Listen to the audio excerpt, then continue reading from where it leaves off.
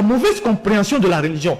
Vous prenez nos villages aujourd'hui, vous avez des églises, des mosquées qui s'installent, mais vous avez dans ces mêmes villages qui sont démunis de tout.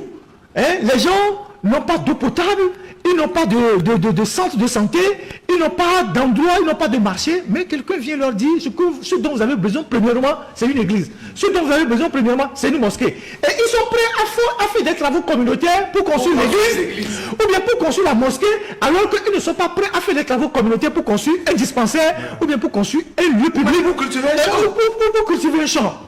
Donc, il faut sortir de la tête des gens la manipulation liée à la religion. Si l'Afrique s'affaiblit aujourd'hui, si l'Afrique se détruit aujourd'hui, c'est fondamentalement des perceptions, des actes fondamentalement religieux.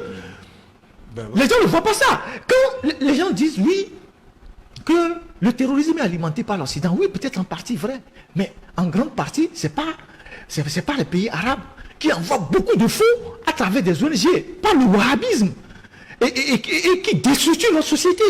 Parce que les gens, regardez le Nigeria qui aurait pu être une grande puissance pour aider l'Afrique, le Nigeria est paralysé aujourd'hui par deux phénomènes, la religion et la corruption. Le Nigeria ne peut rien faire pour aider l'Afrique à cause de la religion et de la corruption. Les deux sont d'ailleurs entremêlés.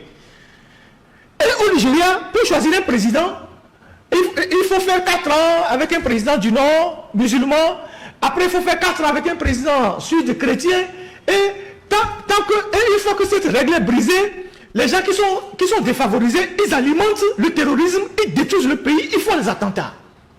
On ne peut pas avancer avec ça. Donc, à un moment donné, c'est vrai que c'est très fort. Ça a pris des siècles pour endoctriner les gens. C'est pas évident que c'est en quelques années qu'il faut sortir de la tête des gens ce que nous disons là.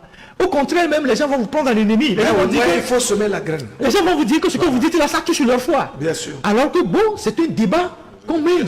Purement intellectuel. Oui, c'est un débat intellectuel qu'on mène. Qui repose en fait sur des faits. Exactement, sur des faits. Voilà. Est-ce que, par exemple, la religion musulmane a rendu les Africains esclaves pendant 11 siècles? Oui. Est-ce que la religion chrétienne a servi à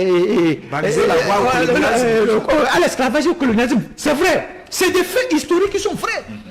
Donc, il faut le dire et faire prendre conscience aux gens. Est-ce qu'aujourd'hui, par exemple, les pèlerinages chrétiens et musulmans enrichissent les pays où les gens vont en pèlerinage? Oui, c'est faux. C'est vrai.